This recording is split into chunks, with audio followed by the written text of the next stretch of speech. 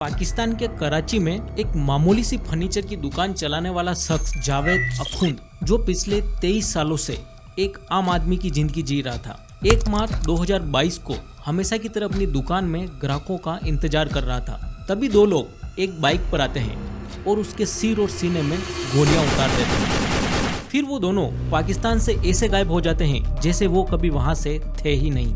Pakistani media इसे एक व्यापारिक रंजिश बताता है, लेकिन इधर इंडिया में नेशनल सिक्योरिटी एजेंसियां चैन की सांस लेती हैं। इससे एक बात तो क्लियर थी कि मरने वाला कोई मामूली आदमी नहीं था।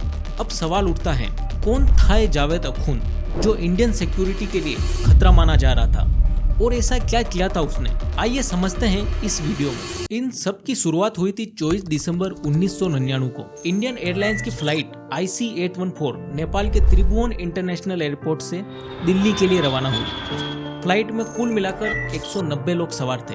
प्लेन को चला रहे थे कैप्टन देवीशरण। सफर लगभग 2 घंटे का ही था। सभी यात्री आराम से बैठे थे। क्रू मेंबर्स अपना रूटीन काम कर रहे थे। किसी को अंदाजा तक नहीं था कि ये दिल्ली का सफर बहुत लंबा होने वाला है। जैसे ही प्लेन नेपाल की एयर स्पेस छोड़कर इंडियन एयर स्पेस में एंटर हुआ, तभी चेहरे पर मास्क पहने 5 लोग अपनी सीट से खड़े हो गए। उनके पास रिवॉल्वर और ग्रेनेड जैसे हथियार थे। तभी मास्क पहना एक आदमी प्लेन की कॉकपिट में घुसा, पायलट को गन पॉइंट कर लिया और बोला, प्लेन हाईजैक हो चुका है, कोई होशियारी नहीं करेगा। शाम 4:56 पर दिल्ली ATC को इसकी सूचना मिलती है, लेकिन उस वक्त हाईजैकिंग की जानकारी ना तो इंटेलिजेंस ब्यूरो को दी गई और ना ही रॉ को।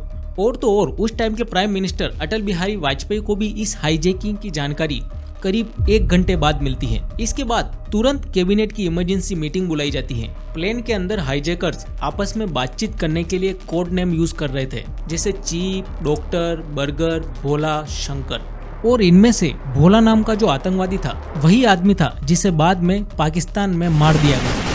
अब हाईजैकर्स पूरे प्लेन को अपने कंट्रोल में लेने के बाद कैप्टन से कहते हैं कि प्लेन को वेस्ट की तरफ ले जाओ, पाकिस्तान की ओर, खासकर लाहौर एयरपोर्ट की तरफ। लेकिन पाकिस्तान ATC की तरफ से लैंडिंग के लिए मना कर दिया जाता है।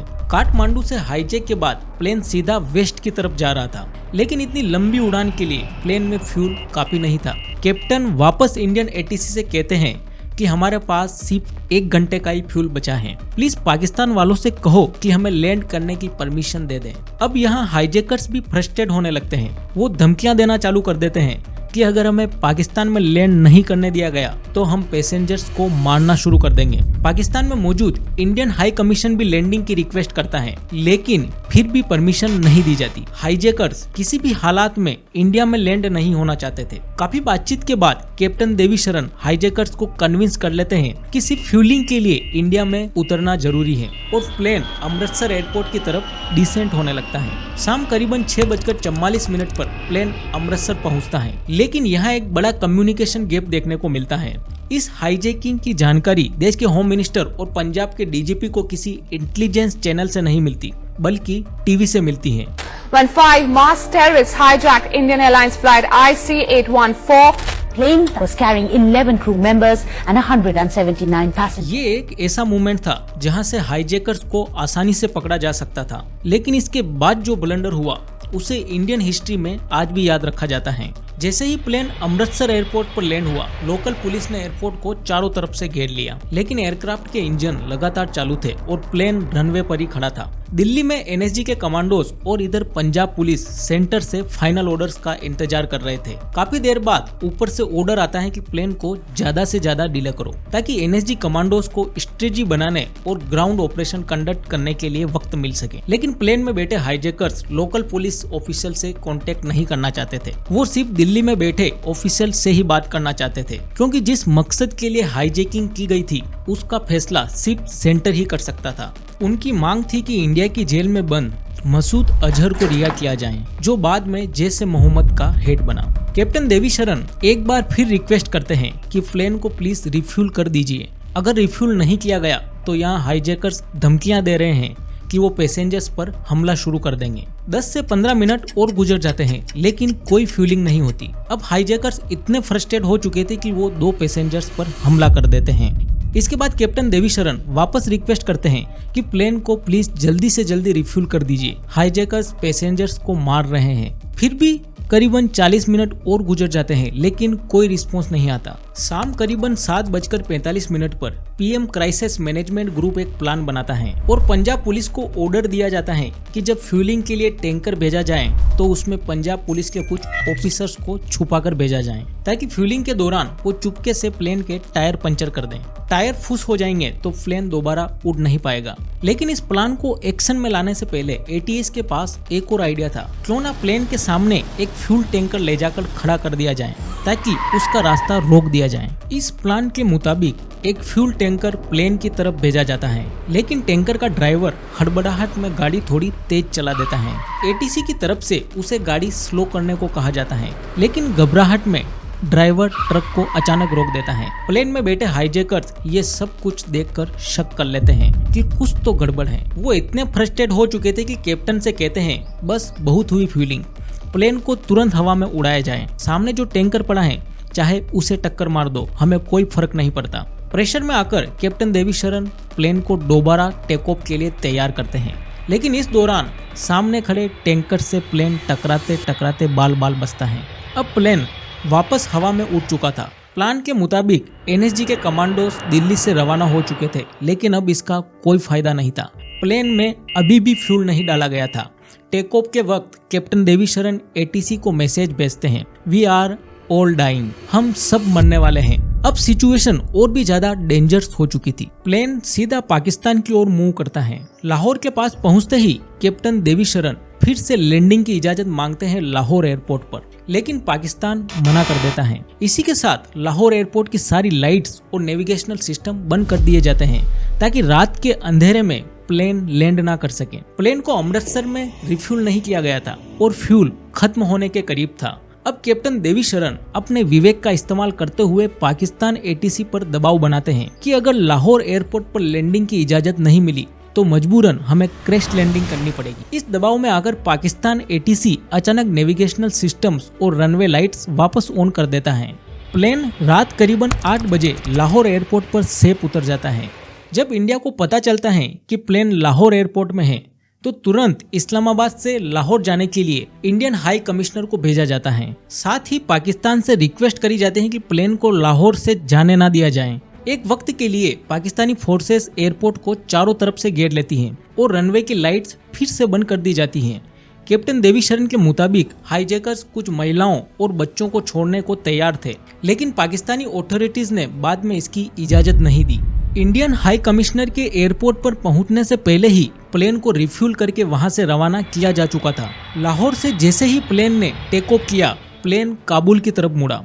हाईजैकर्स चाहते थे कि प्लेन काबुल में लैंड करें लेकिन काबुल एयरपोर्ट पर रात में लैंडिंग की कोई फैसिलिटी अवेलेबल नहीं थी। प्लेन पश्चिम की तरफ बढ़ता रहा लेकिन एक के बाद एक गल्फ देशों ने अपना एयर स्पेस बंद कर दिया। कोई भी इस हाईजैक्ड प्लेन को अपनी जमीन पर उतारने को तैयार नहीं था। इतनी लंबी जर्नी के बाद फ्यूल फिर से खत्म होने वाला था। आखिरकार अगले दिन रात करीबन 1:32 पर दुबई इंटरनेशनल एयरपोर्ट पर लैंडिंग की इजाजत मिली। फिर निगोशिएशन शुरू होती है। दुबई अथॉरिटीज एक शर्त रखती है कि प्लेन को तभी रिफ्यूल किया जाएगा जब पैसेंजर्स को छोड़ा जाए। हाईजैकर्स के पास कोई दूसरा रास्ता नहीं था। वो दबाव में आकर 27 पैसेंजर्स को रिहा कर देते हैं। बाद में इन सभी को एक स्पेशल रिलीफ प्लेन से इंडिया भेजा गया। दुबई में जब प्लेन खड़ा था तब इंडियन अथॉरिटीज ने सोचा कि शायद यहाँ रेस्क्यू ऑपरेशन की कोशिश की जा सकती है लेकिन दुबई अथॉरिटीज ने इसकी परमिशन देने से मना कर दिया। अब इंडिया और दुबई के बीच लगातार बातचीत चल रही थी, इसीलिए प्लेन ज्यादा देर तक वही रुके। इसके लिए केटरिंग ट्रक भेजे गए पैसेंजर्स के भोजन के लिए लेकिन हाईजैकर्स वहां रुकना नहीं चाहते थे। वो अब सब समझ चुके थे। उन्होंने वापस प्लेन को टेक ऑफ करने का ऑर्डर दे दिया। वो ऐसी किसी जगह निगोशिएशन नहीं चाहते थे जहां उनका मकसद पूरा ना हो। कैप्टन देवीशरण ने बाद में कहा कि वो चाहते तो एयरक्राफ्ट को क्रैश लैंडिंग करके टेक ऑफ रोक सकते थे लेकिन प्लेन पूरी तरह फ्यूल से भरा हुआ था और ऐसा करने से भयानक आग लग सकती थी और बिना अथॉरिटीज की इजाजत के वो ऐसा फैसला भी नहीं ले सकते थे। सुबह करीबन 6:20 पर प्लेन दुबई से फिर उड़ान भर चुका था और कहानी अभी खत्म नहीं हुई थी। अब यहाँ से प्लेन को वहाँ ले जाया जा रहा था जहाँ सब कुछ इन हाईजैकर्स के फेवर में था और वो जगह थी कांधार, अफगानिस्तान। उस वक्त कांधार पर तालिबान का कब्जा था। सबसे बड़ी दिक्कत ये थी कि इंडिया ने तालिबान रिजिम को कभी ऑफिशियली रिकॉग्नाइज ही नहीं किया था। इस वजह से सीधी बातचीत पॉसिबल नहीं थी, ना ही कोई डिप्लोमेटिक रिलेशन थे और ना ही कोई मिलिट्री एक्शन लेना पॉसिबल था। इंडिया अब चारों तरफ से फंस चुका था। प्लेन के कांधार में लैंड होते ही एक और नई दिक्कत शुरू हो गई। एयरपोर्ट को हथियारों से लैस तालिबान के लड़ाकों ने चारों तरफ से घेर लिया। इंडिया समझ नहीं पा रहा था कि तालिबान ने जो कवर अप ले रखा है क्या वो वाकई में मदद के लिए है या किसी और इरादे से। तालिबान की तरफ से कहा गया कि उनके लोग इसलिए तैनात है ताकि हाईजैकर्स को रोका जा सके, कहीं वो होस्टेज को नुकसान न पहुंचाएं। लेकिन कई मिलिट्री एनालिस्ट का मानना था कि शायद ये घेराबंदी इसलिए की गई थी ताकि इंडिया सीधा कोई मिलिट्री ऑपरेशन न कर सके। अब कम्युनिकेशन के लिए इस्लामाबाद से इंडियन हाई कमीशन के एक अधिकारी को अफगानिस्तान भेजा गया और यूएन से भी निगोशिएटर कांधार भेजे गए। आखिरकार कुछ डिस्कशन के बाद इंडिया ने अपने 3 सीनियर अधिकारी निगोशिएशन के लिए कांधार भेजे।